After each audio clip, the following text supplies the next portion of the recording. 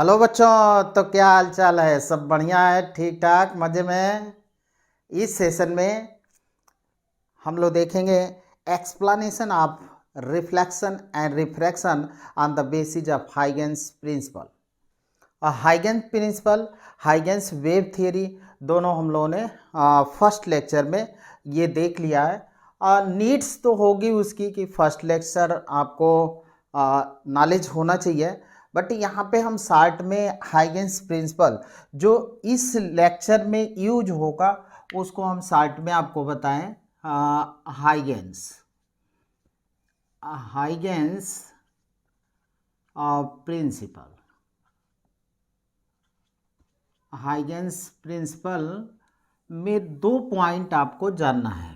पहला पॉइंट है कि जो हमारी वेव फ्रंट होती है वो रेज के परपेंडिकुलर होती है। तो लिख सकते हैं कि wave front is always perpendicular to rays. यानी रेज अगर हमारी ऐसे चल रही है इस तरह से, तो वेव फ्रंट जो होगा वो इस तरह से हम बनाएंगे। वेव फ्रंट हमारा ऐसे होगा, ये वेव फ्रंट हो गया। एक पॉइंट ये हुआ। सेकंड पॉइंट हमको नीड्स है जिसकी, वो है एनवेलोप या कॉमन टेंजेंट। तो एनवेलोप खींचे या कॉमन टेंजेंट खींचे, तो जो हमारी वेव्स है, वेवलेट्स हैं, तो हाइगेंस सेकेंडरी वेवलेट थियरी ये कहती है कि वेव फ्रंट है अगर कोई, तो उसका every point is the source of new wave, और इससे निकलती है सेकेंडरी वेवलेट। अब हमको अगर वेव की स्पीड v है, तो आफ्टर टाइम t हमें new position of wave front find करना है। New position of wave front, तो कल भी हम लोगों ने देखा था कि आफ्टर टाइम, तो हमने क्या किया कि t टाइम आफ्टर हमको वेव फ्रंट के न्यू पोजीशन को फाइंड करना है। तो हम क्या करें कि यहाँ से ये जो हमारी ये होगी वीटी डिस्टेंस, जो होगा वो वीटी होगा, टी टाइम में वीटी डिस्टेंस। तो वीटी डिस्टेंस का हमने एक आर्क यहाँ से ड्रा कर लिया, आर्क। फिर एक वीटी डिस्टेंस का आर्क यहाँ पे ड्रा कर लिया, और इस तरह से जितने भी आर्क होंगे हम ड्रा कर लेंगे। और फिर इस आर्क पर हम कॉमन टेंजेंट ड्रा कर लेंगे। तो this tangent represent new position of wave front. यानी आफ्टर टी टाइम बाद जो होता है कि ये जो होगा new position of wave front होगा। यानी दो कॉन्सेप्ट आपको जानना है जो हम लोगों ने प्रीवियस लेक्चर में देखा था। अब यहाँ पे आते हैं हम लोग। फर्स्ट पाली तो ये देख लिया कि wave front is always perpendicular to the rays. Wave front हमारी होती है, या रेज कह लें कि rays is always perpendicular to wave front. और कॉमन टेंजेंट का देखें तो हमें टी टाइम बाद अगर वेव फ्रंट के न्यू पोजीशन को फाइंड करना है, तो वीटी आर्क हम ड्रा कर लेंगे, और उनको जितने भी पॉइंट लेंगे सब पॉइंटों पर वीटी आर्क ड्रा कर लेंगे। कल भी हम लोगों ने देखा था कि ऐसे हमारी वेव फ्रंट चल रही है, हमको न्यू पोजीशन फाइंड करना है।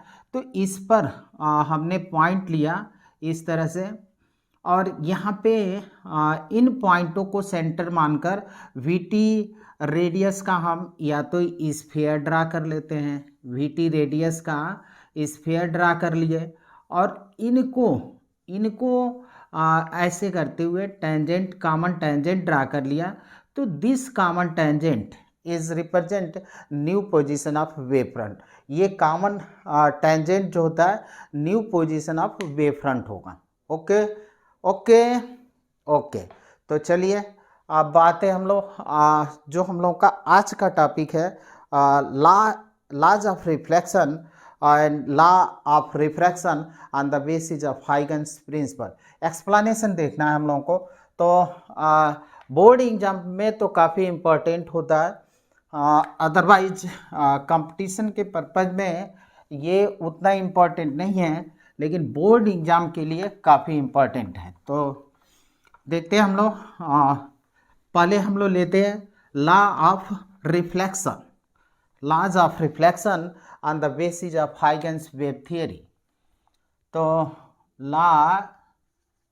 Laws of reflection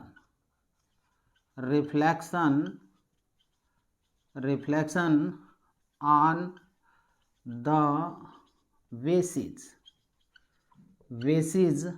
of Huygens wave theory।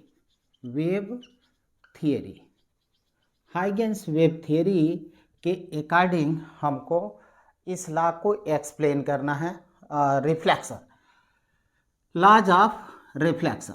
तो लॉज ऑफ रिफ्लेक्शन होता क्या है कि एंगल ऑफ इंसिडेंट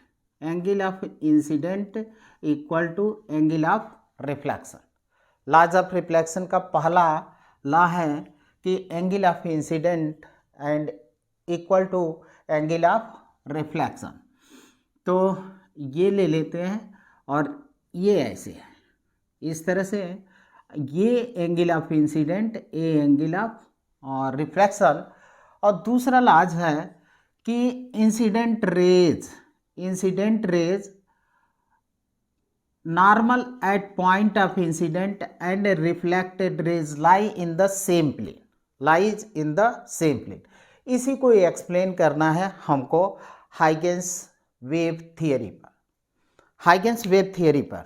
तो ये हम लोग को एक्सप्लेन करना है, angle of incident equal to angle of reflection and incident rays, reflected rays and point at normal at point of incident lie in the same plane.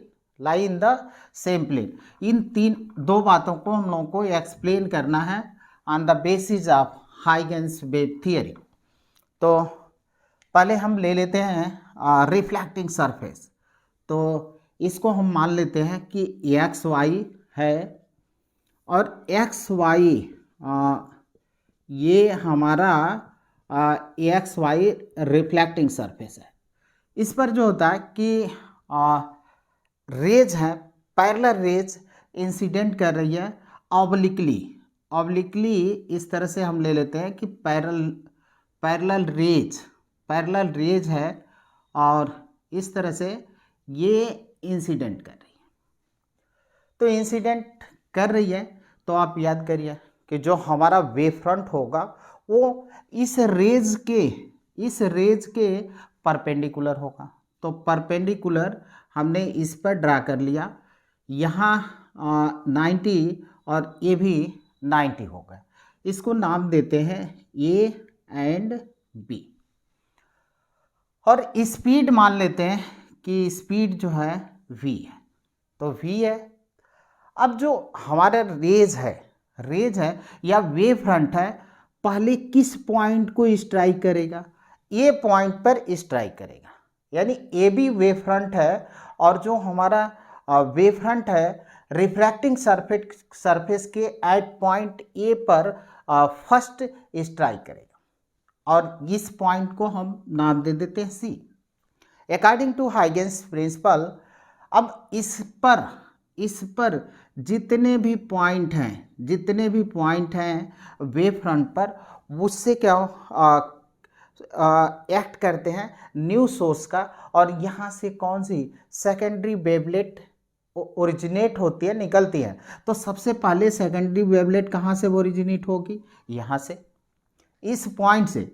तो बी पॉइंट मान लेते हैं कि टी टाइम में इस C point पर पहुंचता है। तो ये कितना डिस्टेंस टी टाइम में ट्रेवल किया? We T. अब यहाँ पे हम एक जो होता है कि आर्क ड्रा कर लेते हैं। इस तरह से हमने एक आर्क ड्रा कर लिया और यहाँ से इस पॉइंट से पॉइंट ए से सेकेंडरी वेवलेट पहले निकलेंगे, पॉइंट ए से जो सेकेंडरी वेवलेट है वो पहले निकलेंगे, तो ये रिफ्लेक्ट होंगे तो ऐसे जाएंगे रिफ्लेक्ट होकर, तो ये सेकेंडरी। अब हमको क्या चाहिए कि अब जो सेकेंडरी वेवलेट है तो हमको टी टाइम बाद ये बी पॉइंट टी टाइम में यहाँ पहुँच रहा है, तो यहाँ से जो सेकेंडरी वेवलेट निकला वो टी टाइम में कितने डिस्टेंस ट्रेवल किया, वो भी वी टी डिस्टेंस। तो अब वी टी डिस्टेंस पर हमने क्या किया कि इस जगह पर कहीं पे आर्क ड्रा कर लिया, ऐसे आर्क ले लिया।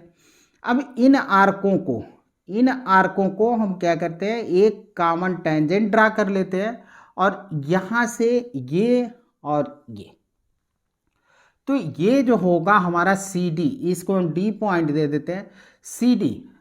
ए बी जो होता है इंसिडेंट वेव फ्रंट है, तो ए बी को हमने लिख दिया कि ए बी कौन सा है, incident wave front, incident wave front है। और सी डी जो है वो है reflected wave front, reflected wave front है। और A B incident wave front, C D हमारा रिफ्लेक्टेड वेव फ्रंट। अब यहाँ से हम क्या करते हैं, एक नॉर्मल ड्रा करते हैं, ये हमने नॉर्मल ड्रा कर लिया। अब ये पॉइंट तो यहाँ पे है, इंसिडेंट रेज एंड नॉर्मल हम ए एन कर देते हैं, तो इनके बीच का जो एंगल होता है वो होता है आई, इनके बीच का एंगल होता है आई। और ये एंगल आप देखें तो ये एंगल जो होगा वो कितने का होगा, ये एंगल जो होगा वो 90 डिग्री का, क्योंकि यहाँ पे 90 है, ये भी 90 होगा, तो सिर्फ ये एंगल जो होगा वो कितना होगा, 90 माइनस आई। और ये एंगल कितना होना चाहिए हमारा, ये एंगल है, ये भी 90 होगा, ये 90 होगा, तो ये एंगल, सिर्फ ये एंगल जो होगा वो कितना होना चाहिए। अब ये 90 है, ये 90 माइनस आई है, तो ये एंगल हो जाएगा आई, यहाँ पे एंगल। अब हमको आना है यहाँ पे, इस जगह पर देखना है, तो ये यहाँ पे हमने नॉर्मल, तो ये कौन सी रिफ्लेक्टेड रेज है, ये हमारी रिफ्लेक्टेड रेज है।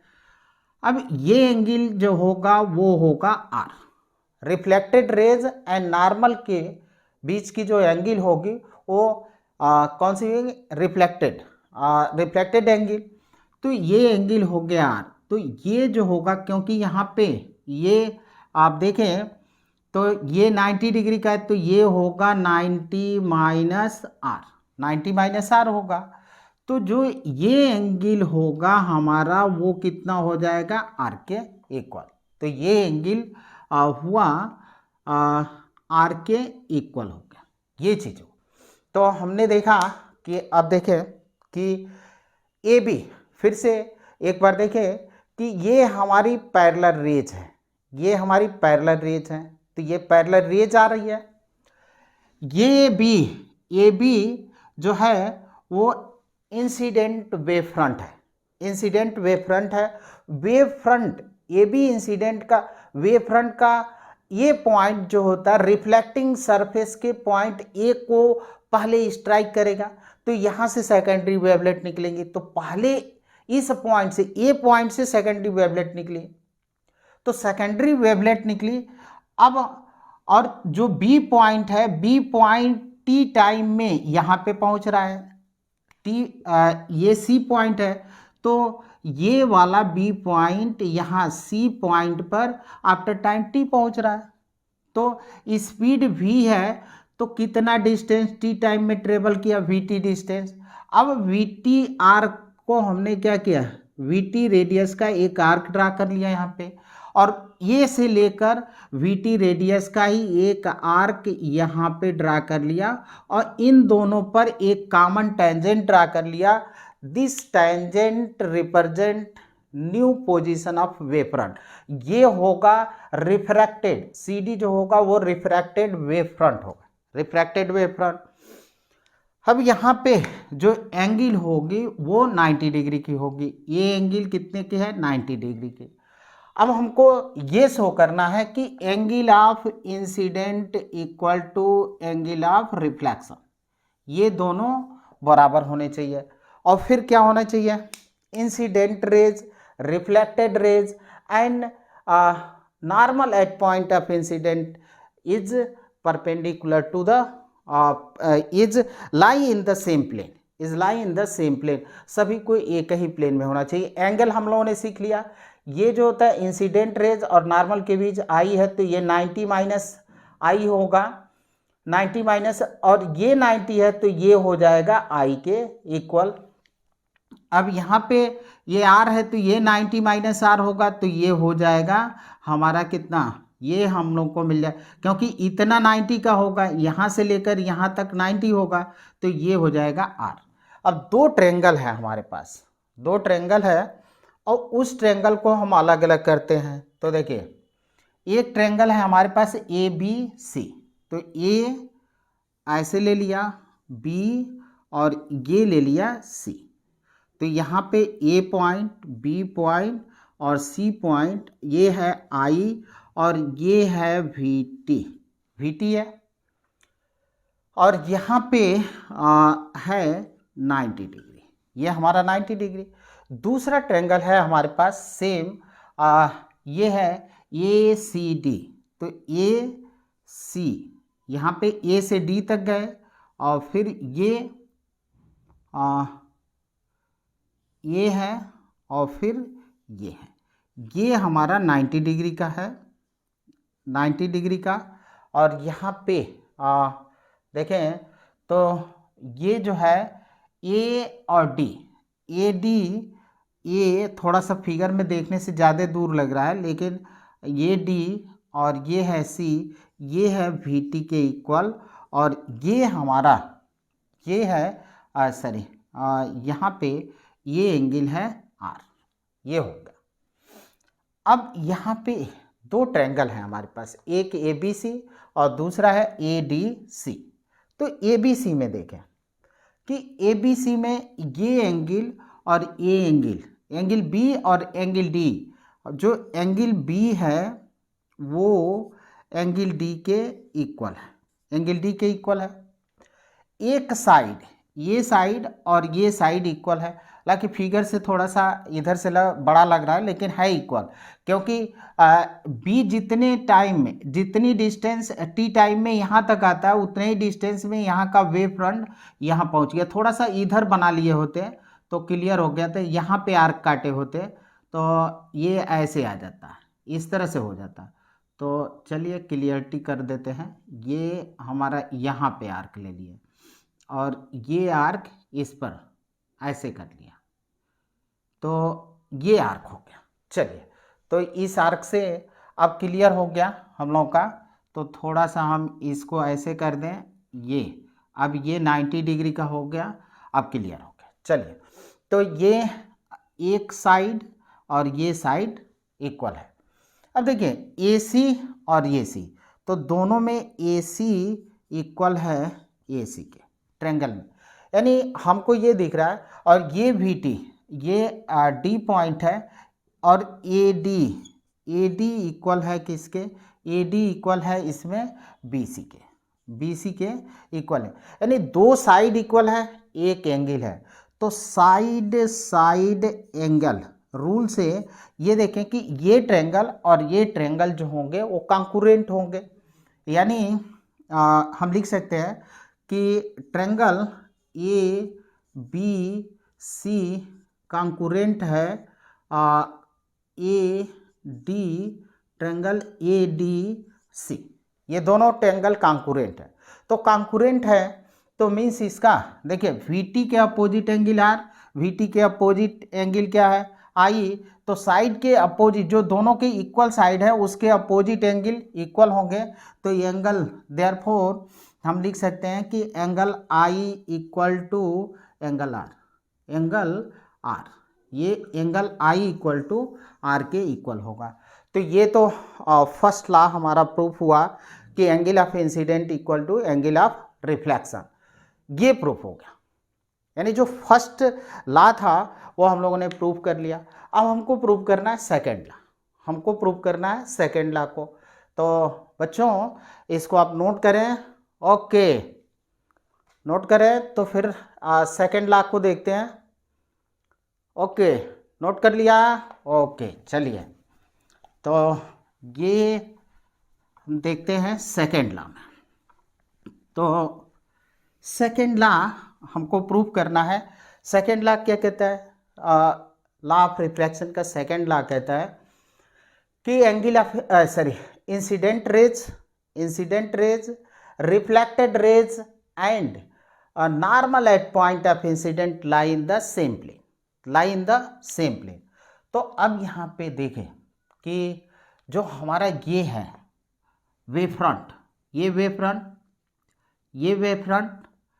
ये AC ऐसे है, और जो ये wave front reflected wave front है perpendicular to the plane of the paper. हमारा तो बोर्ड है, आप पेपर लिखेंगे, तो हम तो बोर्ड लिख सकते हैं, लेकिन आप पेपर लिखेंगे। तो incident wave front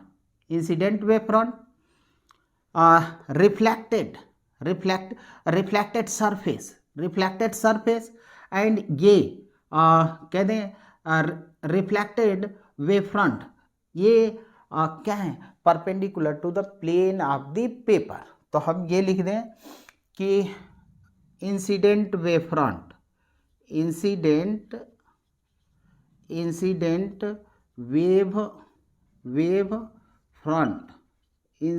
wave front AB reflected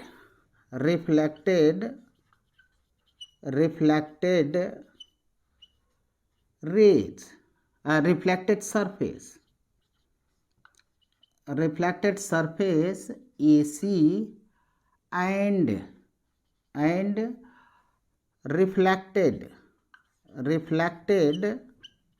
reflected wave front perpendicular to plane of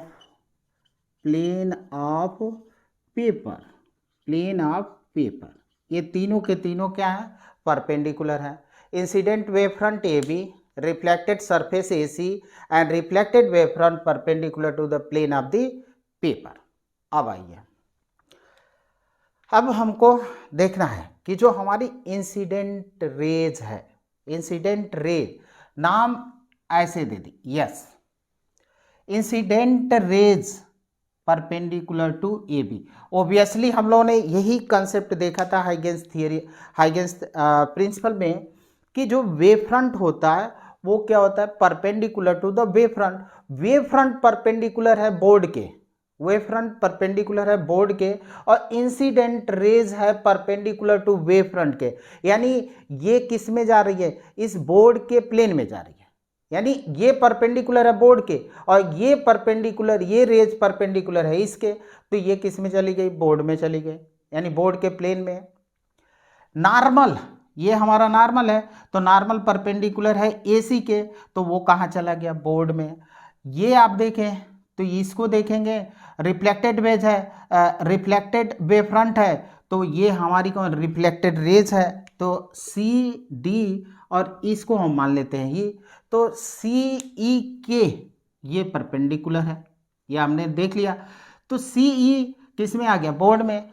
तो हम कह सकते हैं कि SA यानी incident rays, normal AN and reflected rays CE lie in the same plane, ये लिख सकते हैं। तो यहाँ पे हम लोग लिख सकते हैं, देखिए इंसिडेंट रेज SA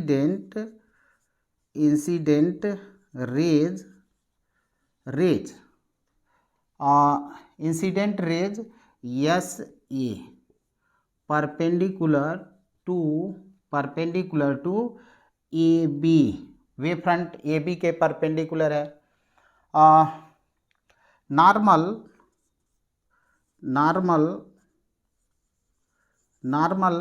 कौन सा? नॉर्मल हमारा है AN परपेंडिकुलर टू AC,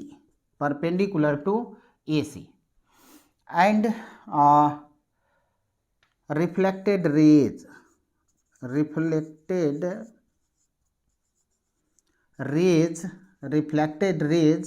कौन सी है?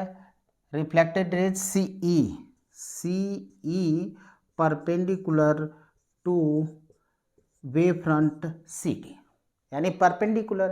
तो अब ये कंसेप्ट देखें कि ये परपेंडिकुलर है बोर्ड के, ये परपेंडिकुलर है बोर्ड के, ये परपेंडिकुलर है बोर्ड के, और ऐसे परपेंडिकुलर है इसके, AN परपेंडिकुलर है इसके, और ये परपेंडिकुलर है इसके, मतलब वो बोर्ड में चले गए। तो हम कह सकते हैं कि incident rays, reflected rays and normal lie in the same plane. यहाँ पे अब आगे आप प्रेजेंटेशन में लिख सकते हैं कि incident rays, normal and reflected rays lie in the same plane. तो यानी दोनों रेज, दोनों लॉ हमारे एक्सप्लेन हो गए on the basis of Huygens principle. अब दूसरे लॉ पर आते हैं, लॉज ऑफ रिफ्रैक्शन। तो रिफ्रैक्शन पर आते हैं। ओके बच्चों, नोट करें। ओके मिटा दें। 1 2 3, 1 2 3। बाकी सब ठीक है, बाकी सब ठीक है। ओके, तो अब आते हैं हम लोग सेकेंड लॉ पर, और सेकेंड लॉ देखते हैं। सेकेंड लॉ कह रहा है हमारा लॉज ऑफ रिफ्रैक्शन। तो यहाँ पे हमने लिख दिया refraction, laws of refraction on the basis of Huygens wave theory. अब जो मीडियम होगा वो हमारा एक ही होगा, बस चेंजिंग क्या होगी? सेपरेटिंग सरफेस होगा। तो सेपरेटिंग सरफेस अब यहाँ पे लेते हैं x और y, ये हमारा सेपरेटिंग। अब रिफ्रैक्शन में याद होगा आपको कि ये कहते हैं sine I upon sine R equal to, हमको शो करना है V1 upon V2 equal to 1 μ2। ये पहला हो गया। और सेकंड क्या कहता है? फर्स्ट लॉ है, इसको बोलते हैं स्नेल्स लॉ, ये हमको शो करना है इस लॉ में। और दूसरा हमको वही चीज़ दिखलाना है कि इंसिडेंट रेज रिफ्रैक्टेड, यहाँ पे रिफ्लेक्शन नहीं, refracted rays and normal at incident lie in the same plane, तो ये चीज़ हमको शो करना है।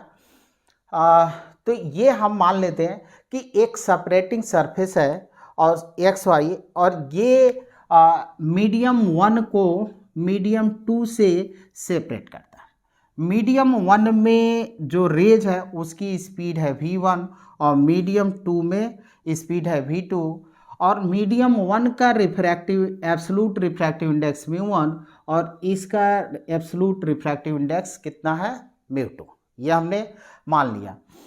अब इसको हम मान लेते हैं कि मीडियम फर्स्ट जो है रेयर है, और मीडियम 2 हमारा है वो है डेंसर, ये डेंसर है और ये रेयर है, ये हमने मान लिया। तो ऑब्वियसली जो वेलोसिटी V1 होगी वो V2 से क्या होगी? ज़्यादा होगी, क्योंकि ये जो होता, न्यूटन ने तो उल्टा कहा था, न्यूटन तो इसी में ज़्यादा कर दे रहे थे। लेकिन अभी हम लोग क्या करते हैं कि बताए थे कि फोको जापानी वैज्ञानिक था, उसने ये शो किया कि वाटर में स्पीड ऑफ लाइट लेस होती है एयर के अपेक्षा। तो उसने शो कर दिया था, एक्सपेरिमेंटली प्रूफ कर दिया था, और हाइगेंस थियरी से भी प्रूफ होता है कि speed of light in rare medium is greater than speed of light in denser medium. Speed of light rare medium में ज़्यादा होती है और डेंसर मीडियम में कम होती है।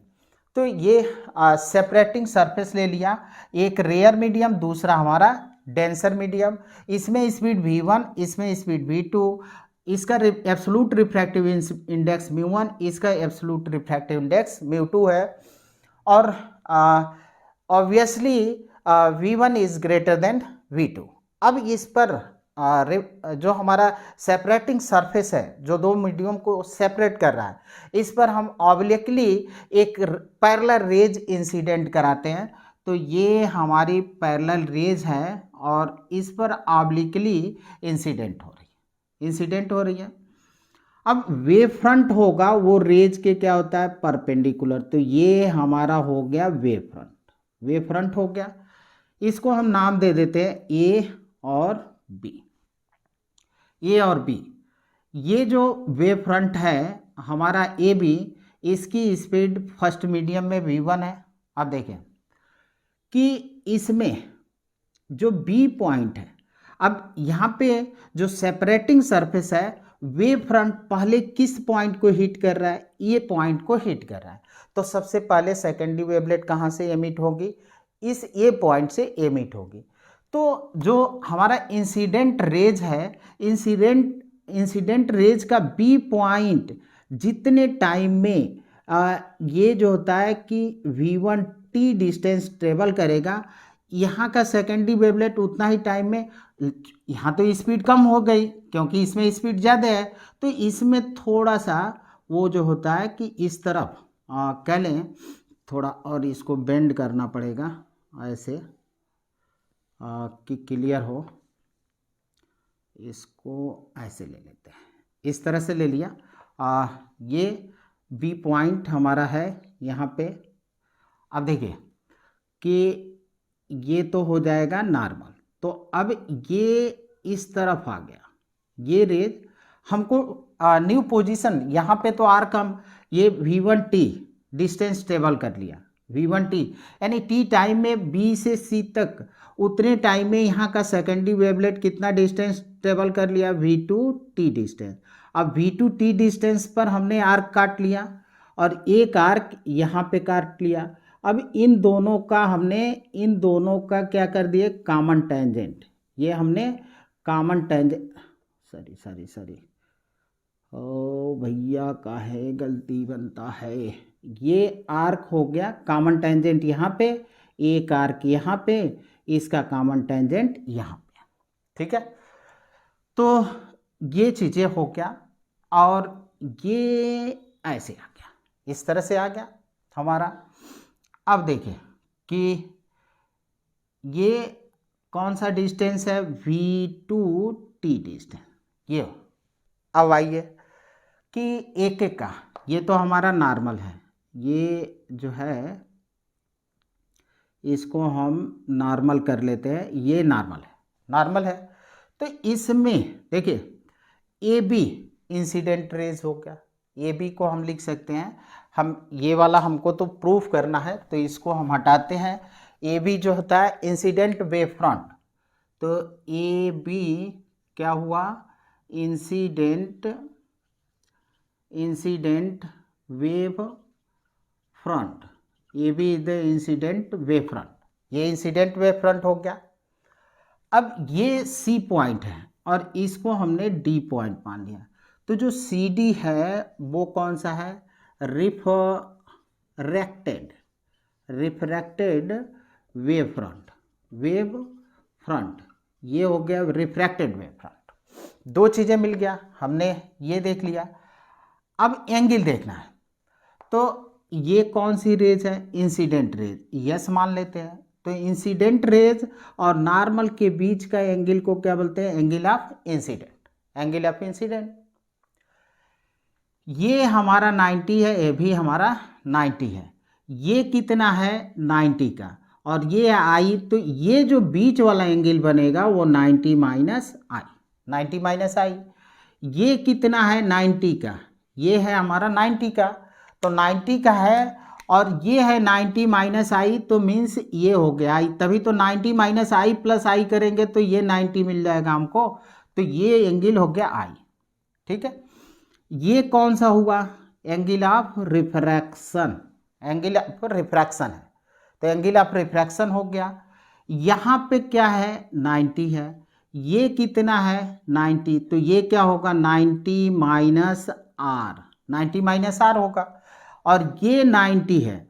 और हम लोग ये जानते हैं कि एक एक ट्रायंगल जो होता है वो जो सम ऑफ एंगल्स होता है, एक ट्रायंगल में सम ऑफ एंगल 180 डिग्री, तो ये 90 माइनस आर, ये 90, तो ये कितना होना चाहिए कि ये सब 180 के इक्वल हो जाए, तो ये आर होगा तभी तो 90 माइनस आर प्लस 90, ये देखें 90 माइनस आर प्लस 90 और क्या ऐड कर दें कि 180, तो आर ऐड करेंगे तो ये वाला जो एंगल होगा वो कितने के, आर के इक्वल हो जाएगा, तो आर के इक्वल ये हमारे एंगल हो गए, एक एंगल यहाँ पे, एक एंगल यहाँ पे, तो ये तो 90 है ये एंगल, और ये एंगल इंपॉर्टेंट है, ये आर हो गया, ये आई हो गया।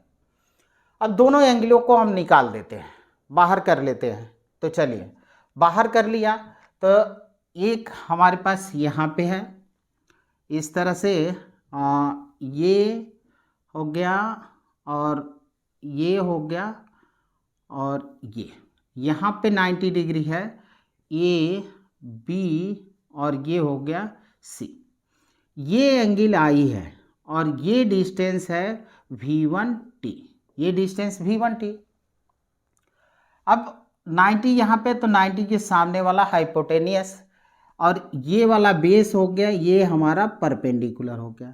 तो अब हम निकाले sine I, sine I equal to होता है परपेंडिकुलर अपन हाइपोटेनियस, तो परपेंडिकुलर कितना है V1T और हाइपोटेनियस कितना है AC, हाइपोटेनियस हो गया हमारा AC। अब सेकंड पर आते हैं, तो सेकंड ट्रायंगल को हम निकाल लेते हैं, ये वाले को, तो A हो गया और ऐसे आ गए और ये हो गया, ये हमारा 90 का है, ये R है और ये डिस्टेंस है V2T, ये पॉइंट C पॉइंट और ये हो गया D पॉइंट, तो D 90 है तो इसके सामने वाला 90 के सामने वाला हाइपोटेनियस हो गया, तो ये सी हाइपोटेनियस हो गया। एंगल यहाँ पे आर है तो ये DC बेस हो गया और ये परपेंडिकुलर। अब हम ले लेते हैं साइन आर, साइन आर, तो साइन आर ले लिया हमने, तो अब आप देखें साइन आर, साइन आर ले लिया, तो फिर क्या हुआ यहाँ पे परपेंडिकुलर, परपेंडिकुलर AD है तो V2T अपन हाइपोटेनियस कितना है AC, इसको हम रिलेशन फर्स्ट कर दें, इसको रिलेशन 2, और फर्स्ट में हम डिवाइड कर देते हैं 2 को, फर्स्ट में डिवाइड करें 2 को तो हमको मिलेगा sine I by sine are equal to AC दोनों में कॉमन है तो कट जाएंगे, तो बचा कितना V1T बाई V2T, T ने T को मार दिया तो हमको मिला sine I by sine are equal to V1 by V2, और V1 बाई V2 किसके इक्वल होता है, V1 बाई V2 इक्वल होता है, यहाँ से हम लिख देते हैं, देखिए V1 by V2 equal to होता है refractive index of medium 2 upon refractive index of medium first, और इसको हम लोग लिखते हैं refractive index of medium 2 with respect to 1, तो refractive index of medium 2 with respect to 1, यही है स्नेल्स लॉ। तो फर्स्ट लॉ तो हमारा प्रूफ हो गया, फर्स्ट लॉ हमारा प्रूफ हो गया। स्नेल्स लॉ यही कहता है कि sine i upon sine are equal to 1/2, यानी refractive index of medium 2 with respect to medium first, इसको रीड करते हैं refractive index of medium 2 with respect to medium first, तो ये हमारा कंप्लीट हुआ। अब आप देखें कि इसमें सेकंड प्रूव करना है, तो सेकंड तो जो हम लोगों ने कह दें कंक्लूजन फर्स्ट वाले में देखा था वही कंक्लूजन यहाँ पे भी लिखना है कि ये देखिए कि ये कौन सी रेज है, ये वेव फ्रंट है इंसिडेंट वेव फ्रंट, ये कौन सा वेव फ्रंट है, ये कौन सा रिफ्रैक्टेड वेव फ्रंट, तो refracted wave front, incident wave front and separating surface ये क्या है, perpendicular to the plane of the board, plane of the paper आप लिखेंगे। तो ये वाला ऐसे है, ये वाला ऐसे है, ये वाला ऐसे है। तो इंसिडेंट रेज या से perpendicular to this, normal perpendicular to this, and refracted rays, refracted rays इसको हम ले सकते हैं एडी को, refracted rays perpendicular to DC. यानी सब के सब किस में चले गए, plane of the board, plane of the board या प्लेन ऑफ द पेपर। ये प्लेन ऑफ द पेपर में हो रहा है, ये प्लेन ऑफ द पेपर में, और ये जो है प्लेन ऑफ द पेपर। तो यही तो प्रूव करना है कि इंसिडेंट रेज और ये हमारा incident rays, normal and refracted rays lie in the same plane. बस वही कंक्लूजन आपको यहाँ पे भी लिख देना है। अब कुछ कंसेप्ट और देखना है हमको यहाँ पे, तो आप नोट करें। ओके बच्चों, नोट कर लिया? अच्छे बच्चे कॉपी कलम उठा कर क्या करते हैं, नोट बना लिया करते हैं। ओके ओके,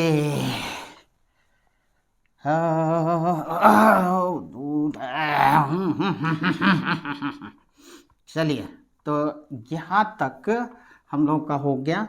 अब आते हैं हम लोग कुछ और कॉन्सेप्ट देखते हैं।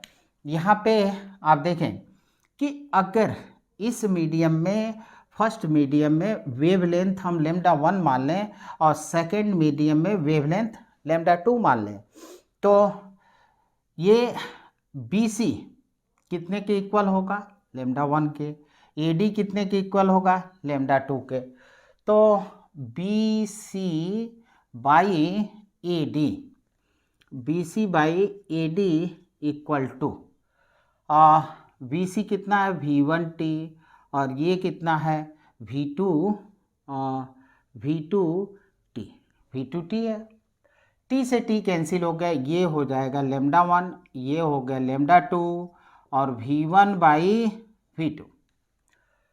अब लेमडा 1 को इसके नीचे, इसको इधर ले आते हैं, तो V1 को पहले लिख दिया, इसको हम पहले ले, V1 upon lambda 1 equal to V2 upon lambda 2। This is the frequency, frequency यानी फ्रीक्वेंसी जब कह दें कि वेव्स जब होती है हमारी, वो वन मीडियम से सेकंड मीडियम में जाती है, तो उसकी सारी प्रॉपर्टी चेंज हो जाती है। क्या नहीं चेंज होते हैं, फ्रीक्वेंसी नहीं चेंज होती है।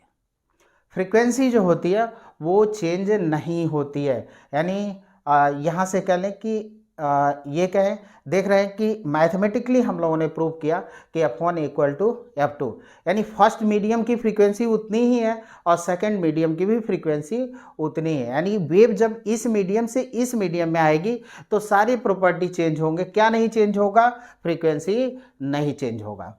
अब दूसरी बात कि यहाँ पे कि अगर हम ये मान लें कि फर्स्ट मीडियम हमारा एयर है, तो if first medium is air हो, तो उस कंडीशन में जो रिफ्रैक्टिव इंडेक्स, यहाँ से देखें कि V1 किसके इक्वल होगा, स्पीड ऑफ लाइट के इक्वल हो जाएगा। तो ये एयर वेव्स हो गया, और V2 को हम मान लेते हैं V के इक्वल C। इतना कर लिया, से कर लिया उसको। तो अब जो है जो रिफ्रैक्टिव इंडेक्स होगा वो हम लोग V1 upon V2 equal to 1 μ2, ये हुआ। इसको अब यहाँ से हटा देते हैं, ये सेकंड मीडियम का ही हो गया, क्योंकि इस मीडियम में जो μ1 है एयर के लिए 1 रख देंगे तो μ2 के इक्वल हो जाएगा। तो ये सेकंड मीडियम का रिफ्रैक्टिव इंडेक्स। V1 को हम C लिखेंगे, इसको V लिखेंगे, ये हो गया μ। V इक्वल टू कितना हो गया, C अपॉन μ। अब रिफ्रैक्टिव इंडेक्स 1 से ग्रेटर होता है, मीन्स V जो होगा वो लेस होगा किससे, C से। V जो होगा लेस होगा वो C से। यानी हम ये देख रहे हैं, जैसे कि न्यूटन ने अपने कार्पसल थियरी में ये दिया था कि जब लाइट जो होती है रेयर से डेंसर मीडियम में जाती है तो उसकी स्पीड बढ़ जाती है। लेकिन आप यहाँ पे देख रहे हैं कि जब लाइट रेयर से डेंसर मीडियम में आती है तो उसकी डेंसर मीडियम में स्पीड क्या होती है, कम हो जाती है। तो स्पीड चेंज हो गई, यानी स्पीड चेंज हो गई। अब हमको वेवलेंथ देखना है कि वेवलेंथ भी चेंज होता है कि नहीं चेंज होता है। अब यहाँ पे v इक्वल टू मिला है v equal to c upon lambda, c upon lambda. अब एक चीज़ देखें, sorry c upon mu, mu है सी अपॉन म्यू, ये मिला है। अब यहाँ पे ये दिख रहा है कि v1, ये v1 अपॉन लेमडा, तो आप देख रहे हैं v इक्वल टू होता है v equal to f into lambda, f into lambda होता है। तो यहाँ से देखिए, इसको इस मीडियम का अगर हम मान लें कि लेमडा डैश 2 माने हैं, लेकिन अभी लेमडा डैश, और इसमें हम लेमडा मान लेते हैं तो लेमडा मान लिया, तो यहाँ पे फ्रीक्वेंसी तो चेंज हुई नहीं, v equal to f lambda, तो यानी इसको हम लिख सकते हैं एफ और ये हो गया लेमडा डैश। यहाँ पे आए तो फ्रीक्वेंसी चेंज नहीं हुई, लेमडा अपॉन म्यू। अब आप देखें एफ से एफ कैंसिल हो गया तो हमको मिला लेमडा डैश इक्वल टू लवंडा चल भाई म्यू, ये हो गया। यानी वेवलेंथ भी क्या होता है, डिक्रीज कर जाता है, स्पीड भी डिक्रीज करती है सेकंड मीडियम में और वेवलेंथ भी हमारा डिक्रीज करता है। आई होप आप लोगों को समझ में आया होगा। कोई क्यूरी हो, कोई क्वेश्चन हो तो आप पूछ सकते हैं, कमेंट कर सकते हैं। धन्यवाद।